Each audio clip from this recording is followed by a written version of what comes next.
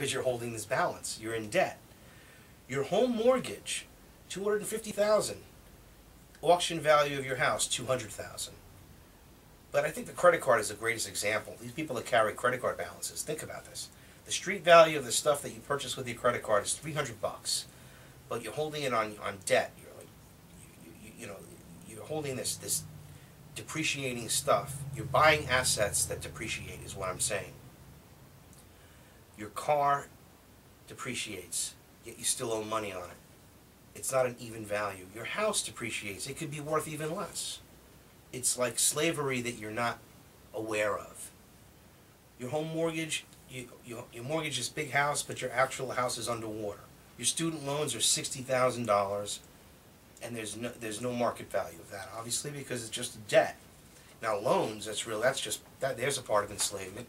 You're going into debt to start your career with no job and no future and low paying wages, probable for the foreseeable future being the norm. Now, it's just a crazy thing that, well, how did this really happen? Well, how it really happened was this derivative fraud that devalued the value of real estate, and also absolutely drove down wages with the problem of people losing their homes, willing to take less money to eat. There's unemployment. So it's just a very insidious cycle. Now the coming derivatives crisis that's happening globally could actually really wreck the whole financial system. Most people have no idea.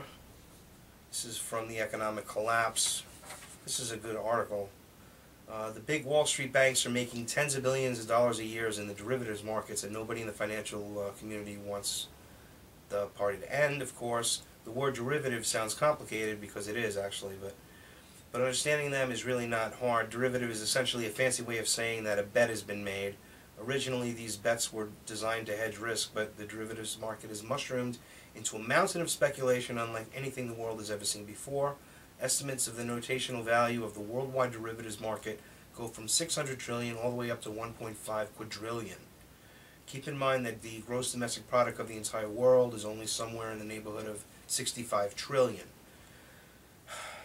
The danger to the global financial system posed by derivatives is so that Warren Buffett once called them financial weapons of mass destruction. Yeah, well, they are.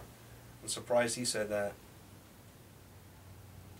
It's incredible. Yeah, this is why we're here. The derivatives are financial instruments used to hedge risks for speculation. They're derived from stocks, bonds, loans, currencies, or commodities, or linked to specific events such as changes in the weather or interest rates. Wow. So that explains that. Oh, man, incredible. European Central Bank is global banker Trichet is calling for global governance to solve this financial nightmare. Jean-Claude Trichet, the Bilderberg president of the European Central Bank, is calling for a centralized government in Europe to lord over the unified economic governance zone. Trichet's call follows a similar one from Antonio Borges, director of European Division of the IMF, the globalist loan sharking operation. Wow. Politically, such a radical change would be a risky undertaking. Voters in the prosperous counties are unlikely to approve of their tax dollars helping other countries which have governments that make their own spending decisions. Yeah, I would say so. Wake up to this stuff. These people are criminals. Generally, taxation at least implies representation, but yeah, right. But taxpayers in Germany do not have any government representing them in Athens. That makes sense too, so they're at least aware of that. You guys go. Get away from these criminal bankers. Got to get them out of us. Speaking of criminal banks, California. The banks in California take in $21 million from welfare families a year. And over the past decade, the use of debit cards has grown in the United States.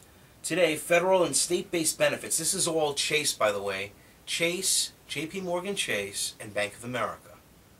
The Rockefellers and the Rothschilds, hand in hand. Now listen to this.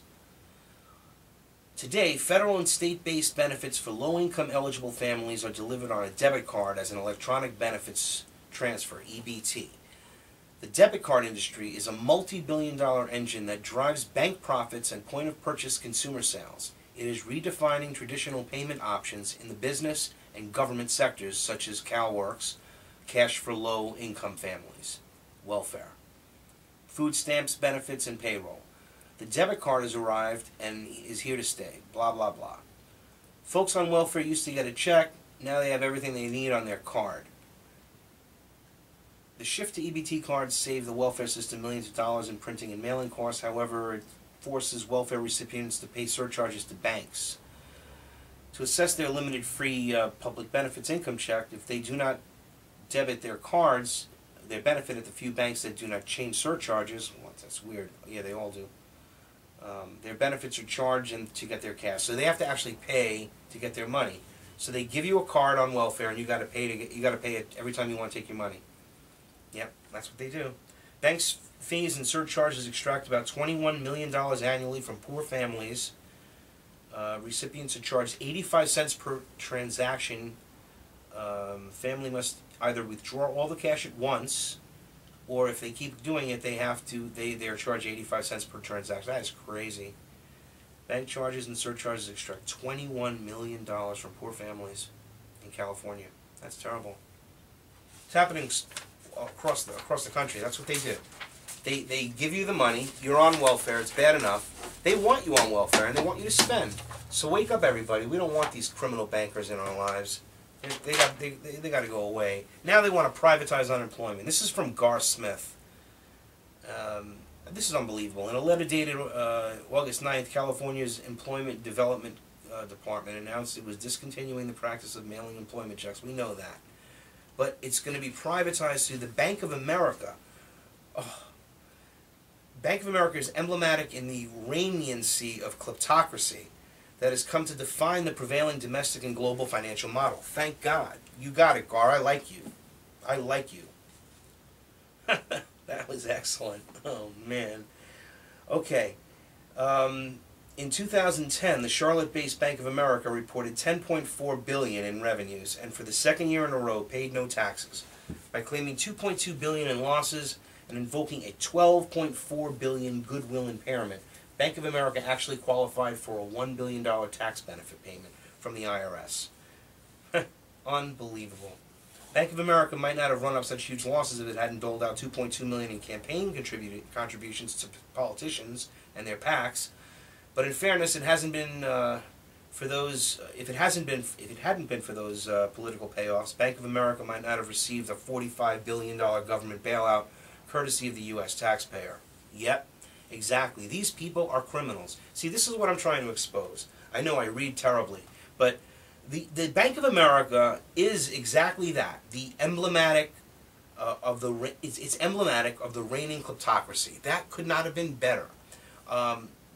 This is what it is. They control and they keep sucking more and do what they want, or the sky's going to fall and you're going to suffer. Well, they do send you to war. They do send us all to war. They've done it over and over again. World War I, World War II. It's endless. It's endless war with these people. They're evil. Evil people. Anyhow. They will crush us if we don't get them off our back. Because, you see, the Bank of America is the Federal Reserve. So is Chase. You have to understand that. So it's insane. It's like they're printing the money and they're making money off of it. It just, come on. Don't, I want to scream. I really do. Well, listen, we have about 10 or 15 minutes to go here. If anybody would like to call in and scream with me or chat about anything, this is We Are Change with Howard Nema. On informedradio.com, you can add us on Skype or call us at 772-905-3018. That's 772-905-3018. All right.